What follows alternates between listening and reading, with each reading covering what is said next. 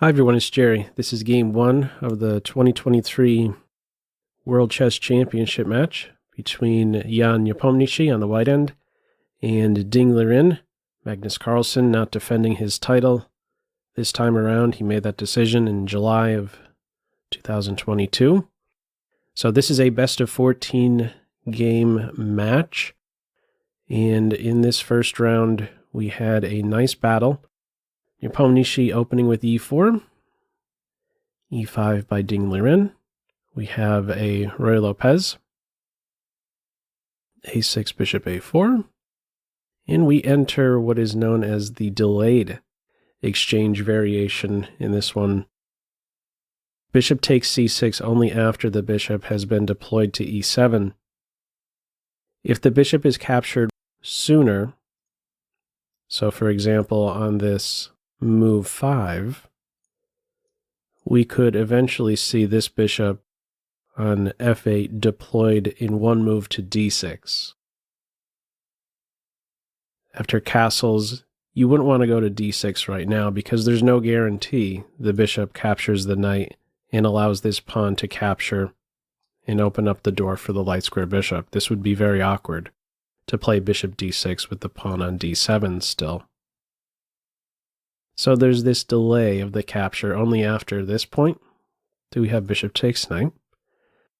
Black takes away from the center, doesn't follow the general rule in this case, wants to open up the bishop's eyes as well as the queen's eyes.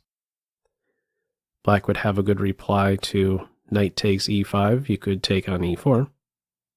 There's nothing exciting happening on the e file. Maybe if the bishop was still on the home square, there could be a problem, but not here. So in the game, it's rook e1, knight d7. This is a common maneuver. Given several moves in a row, Black would like to play f6, c5, reroute the knight to e6. And from that point, it does an excellent job controlling d4. But d4 is in here straight away on this move 8, so things sharpen. In this one, e takes d4, queen takes d4. Castles, convenient defensive g7. And now bishop to f4. This guy right here is a real thorn in the side. If there's one square in this game that Ding Liren needed to watch out for, it was this point right here. A lot of pressure on it.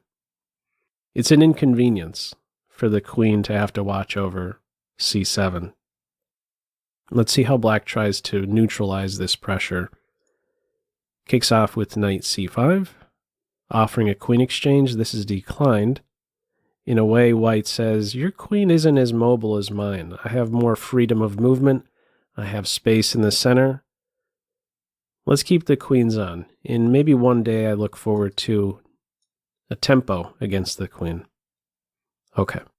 After queen e3, bishop g4, knight d4, with an eye on f5. Both knights in this game eventually eye up this f5 post. From here, queen d7. This is a nice move. During the live stream to this, I was thinking about the move knight to e6. This is a move that does get some trades in, and I want to highlight a blunder I made during the stream. There was a variation I had overlooked, and that was after knight takes knight, bishop takes knight. I said to myself, after queen g3, no problems. This point on c7, you could neutralize that with bishop to d6. Do you see the problem with this? There's an excellent move for White. White is winning this position with the move e5. And now after the bishop moves, we could take advantage of this pinned pawn. White ends up winning the exchange. This is still an okay variation for Black to play knight to e6 in this position. But it's with the following continuation. It's prepared to meet queen g3, not with this, but instead bishop to h4. And this is Black's way to neutralize the pressure on c7. Not the most natural move around. In any case, this was one path. Ding Liren went with queen d7. And now a bit of a think by Nepomniachtchi. He plays knight c3. Seems very natural. I imagine one of the moves he was considering here was to question the bishop, with h3, and you have a flight square as well. The thing is, with h3, black doesn't necessarily have to react to this threat and would be able to continue with rook a to d8. And it's white who basically has to blink first.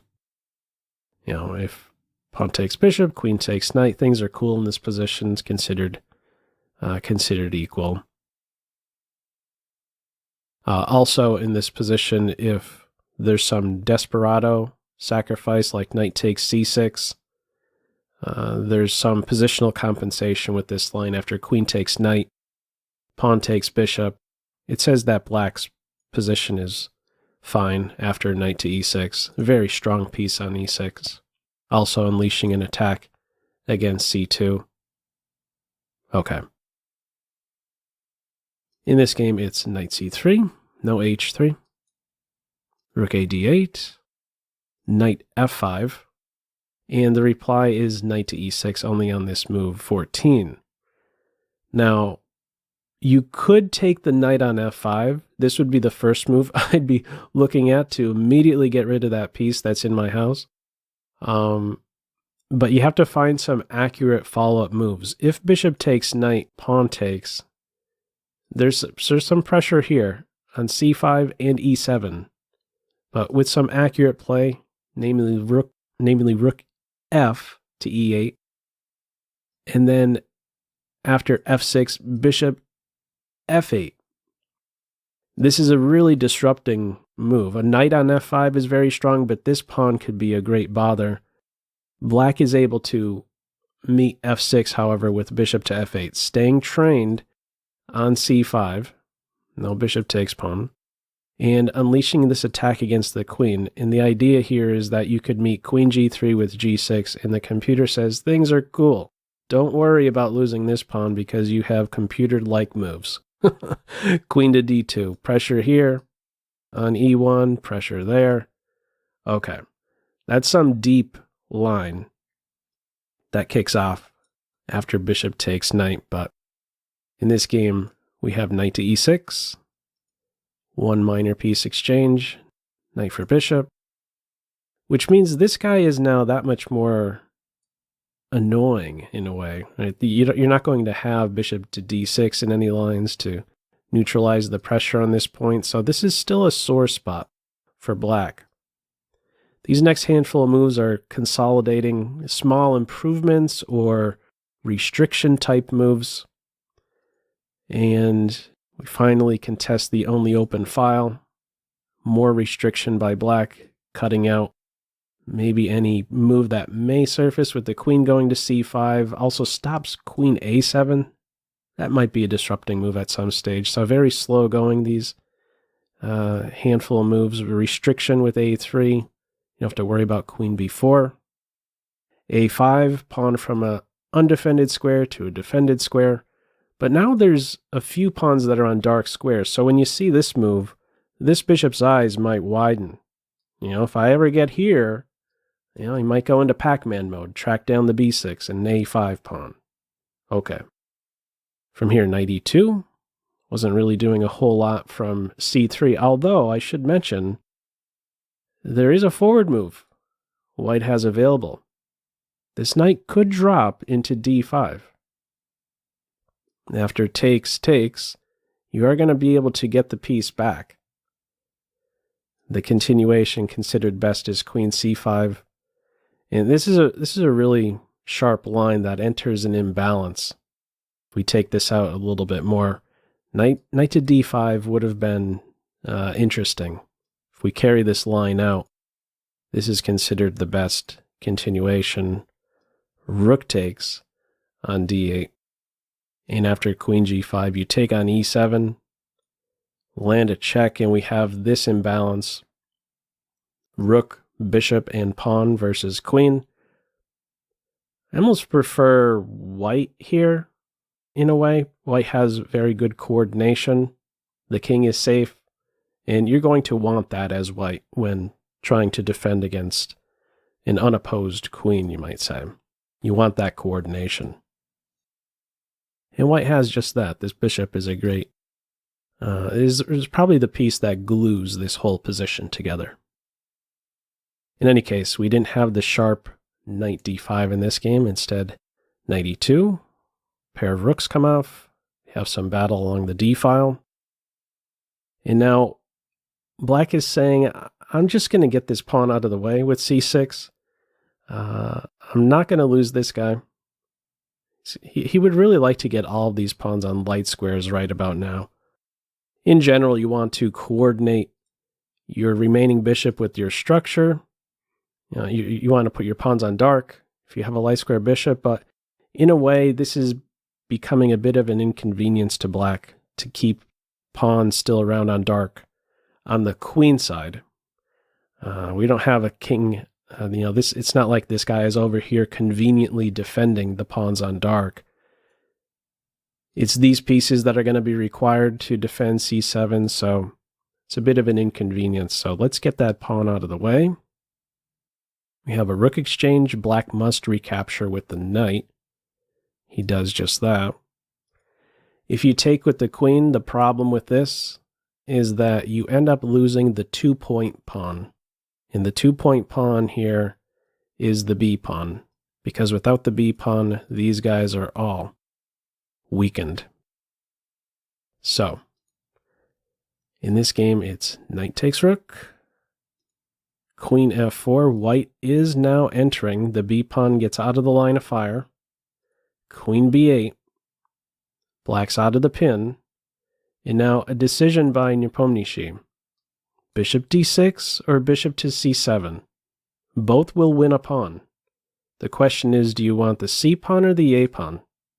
Both deliver forks. One to the knight and a pawn, the other to the queen and c pawn. In the game, it's bishop to d6. Now, he's going after this doubled pawn. The computer prefers going after the a pawn. I think in a way, getting the a pawn, you say to yourself, I would then have a candidate passed pawn.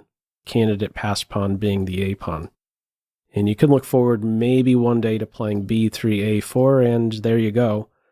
A passed a pawn is created. He goes for bishop to d6, and I think in part it's related to restricting the black queen's activity. After bishop to d6, it's queen d7, and you'll notice some patience here. White is not so quick to take on c5. Why is this? In the game, knight g3 is played. If the bishop captures on c5, this queen could immediately activate. There you go. Targeting the knight, targeting the pawn. Not so fast. White says, let me improve the knight. Let me keep the bishop right here. I'm not going to deal with your queen entering my side of the board so soon. This move, bishop takes c, can wait. Play follows with knight e6. f4. The stability of the e6 knight is now in question. What's going to happen after f5? These are questions black has to have a good answer to now. Where am I going? If f5 is in there, do I have a good move? He does. The knight could hop into d4. First, it's h5, threatening to question the stability of the knight on g3. c3 is the follow-up. Now, if white runs in for f5 in this position, the knight could hop to d4 or even consider h4 in this position. You don't necessarily have to react right away. But first things first, white goes with the restricting move. c3, cuts out any knight d4. Black frees up this knight, no longer has to babysit the c-pawn. And now we have h4. So if we look at this move yet again, f5, it's now imperative black play h4. Any other move would be losing. If the knight immediately reacts to this threat by, let's say, going to d8, there would follow bishop c7 and the knight is going to be won. Or if the knight goes to g5, ouch, that hurts. He's trapped. So f5 must be met with h4. In this game, it's h4, ruling out any h4 by black. Queen d8, offering a queen exchange. That is avoided. Bishop to e8, defending c6. Knight f5, white has aggressive-looking pieces. It feels in a way black is only playing on 3 ranks of the board, but all the key points are defended. c6 is defended, and the main one, g7, is also defended. Otherwise, there'd be mate on g7 if not for this knight on e6. Okay. Queen d7, queen b8.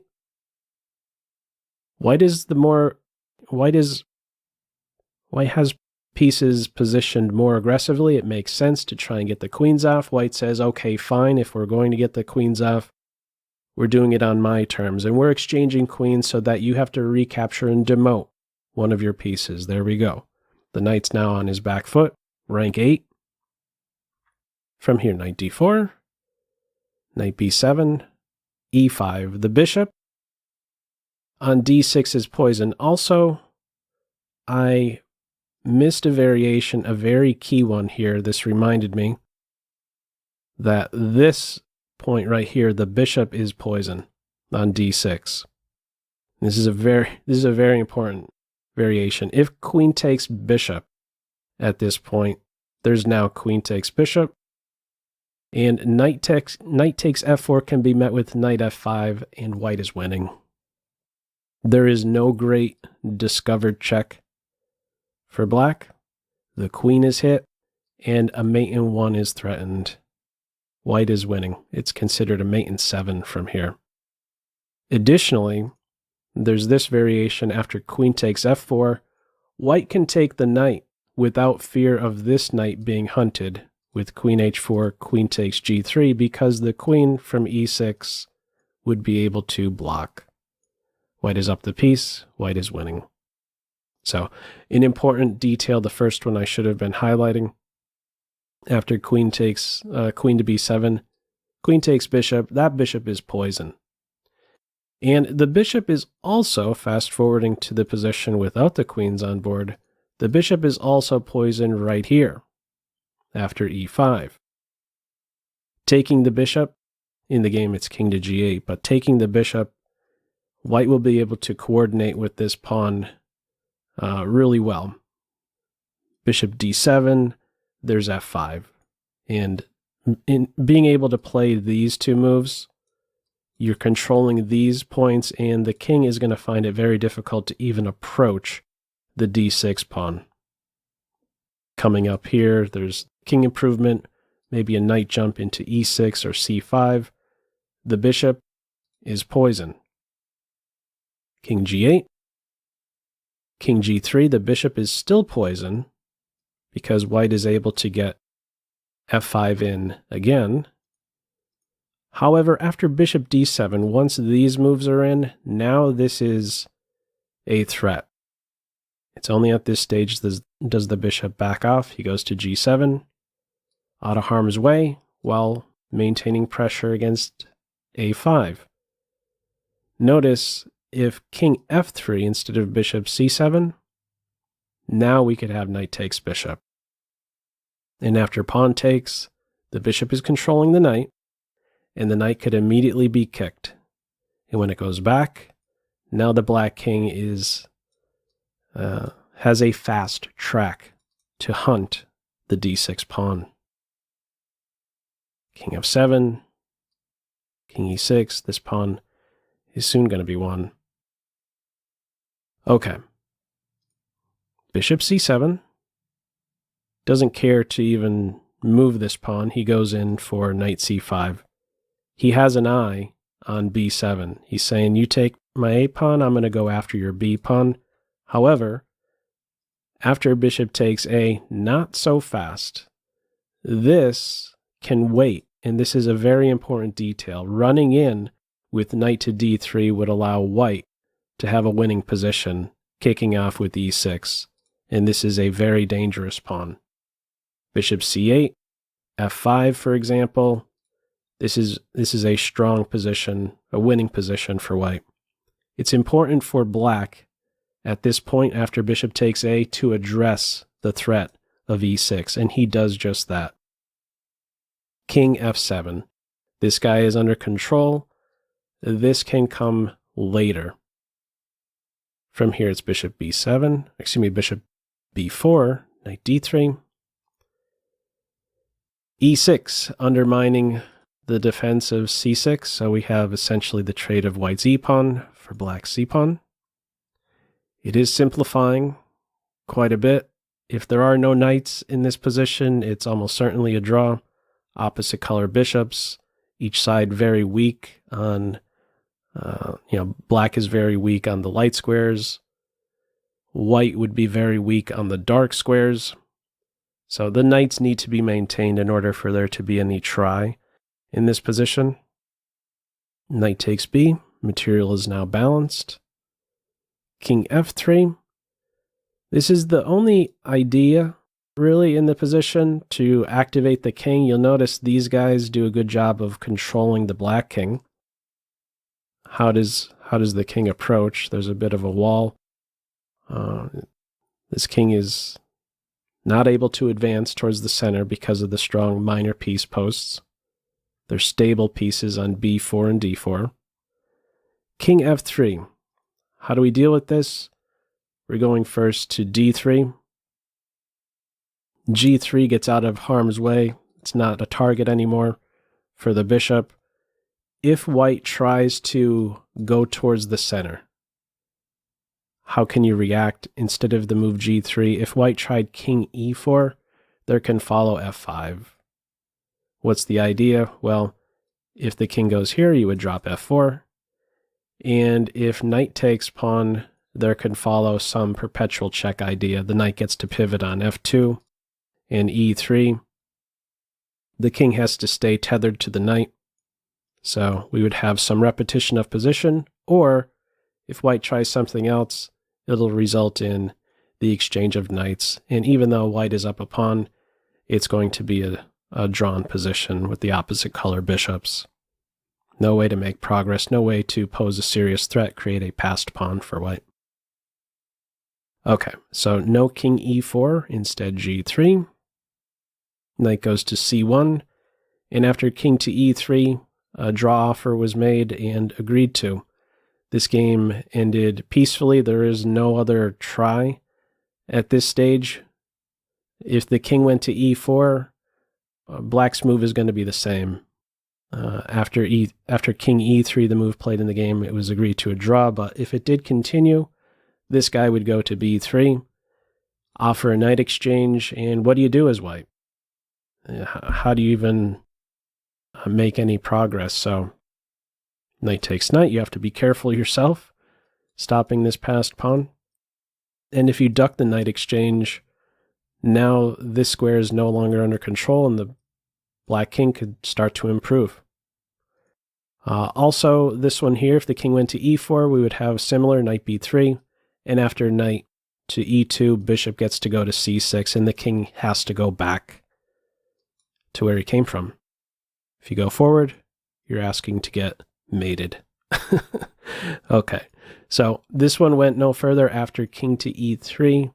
This one ends peacefully, and there is still a lot more chess to go. This was one where I think it's we could describe it as a fighting draw. There was really some pressure there.